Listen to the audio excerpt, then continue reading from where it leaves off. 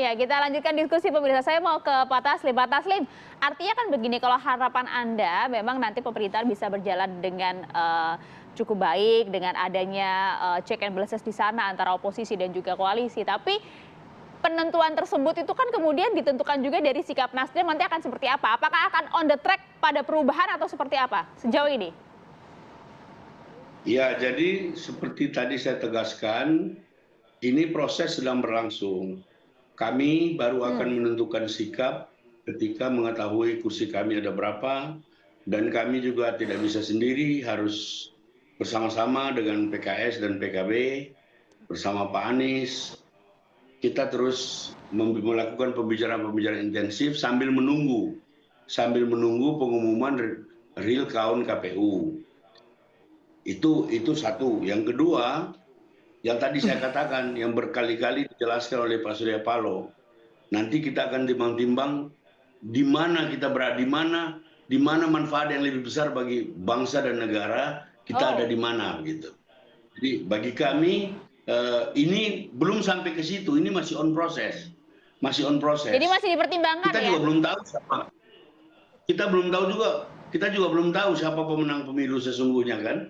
Ini kan masih terus berputar, masih banyak pekerjaan, masih banyak yang dipending karena alam, ada yang ditunda karena berbagai pelanggaran, dan proses-proses hukum di Bawaslu, mungkin juga nanti di DKPP, apalagi sekarang sedang dibicarakan tentang kemungkinan perjuangan di DPR. Nah itu menurut saya jauh lebih real. Kalau misalnya terjadi penggabungan 01 dan 03 secara murni, itu kan menarik.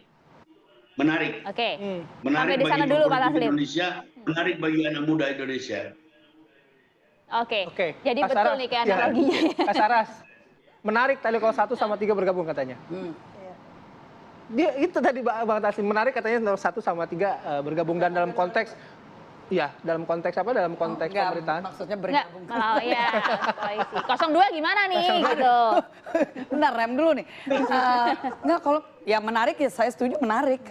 Tapi kita lihat juga tentunya, maksudnya semuanya itu masih sangat, bagaimanapun juga proses ini mohon maaf nih jadi kayak kaset rusak.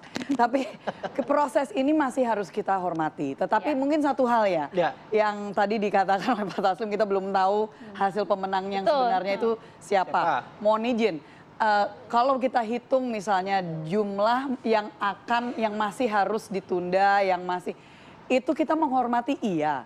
Tetapi apakah bisa menurunkan 7-8% suara yang sudah masuk atau suara yang dinyatakan di quick count? Karena kalau quick countnya itu bedanya margin of error 51-52%, kita mungkin masih bisa itu harus ditahan, mungkin ini akan sangat merubah. Tetapi kalau misalkan udah di atas 55%, 56%, bahkan 57%, ini bahkan antara 57 sampai 58%, itu agak, ini kenapa banyak sikap dari pemimpin-pemimpin dunia yang sudah dengan berani menyatakan selamat. Kalau tidak, hitungan itu pasti mereka juga nggak akan berani gitu loh. Karena ini hitungannya itu ada. Hitungan matematisnya nggak masuk. Matematisnya itu nggak masuk. Nah kalau kita bicara tentang gugatan, kita dari awal menyatakan, maksudnya setelah quick count ya, kalau ada sikap yang ingin digugat, dibawa ke MK, itu adalah hak. Itu adalah hak dan kita menghormati semua hak itu. Proses pun di dalam internal partai masing-masing masih ada, pileg jangan dilupa. Itu juga sebagai caleg gitu ya. Kita kadang-kadang merasa ini dilupakan nih soal politik. Ayo suara aman kan, suara aman kan. Gitu ya. Suara aman belum nih. Gitu.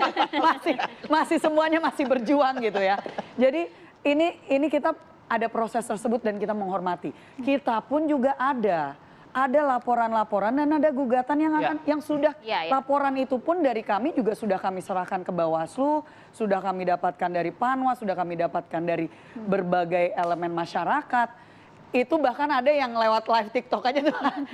Itu kan banyak sekali tuh yang waktu itu langsung live gitu ya, lewat medsos.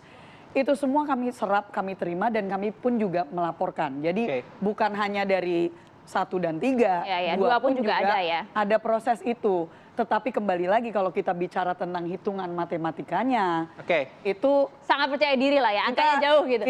Kita percaya bahwa ini sudah selesai di sekali putaran. Baik. Jadi kesimpulannya pagi hari ini adalah tetap ya kita bahas koalisi ya kita harus tunggu sampai tanggal 20 Maret dulu. Betul.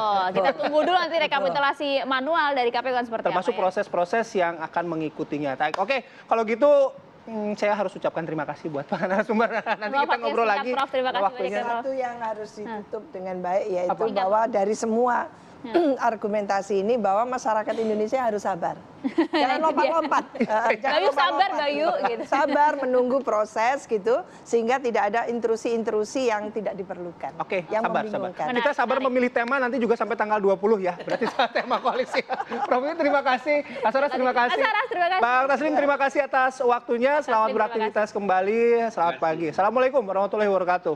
Oke pemirsa, kami akan jeda terlebih dahulu. Saat lagi apakah Indonesia Pagi akan kembali untuk Anda. Jangan kemana-mana.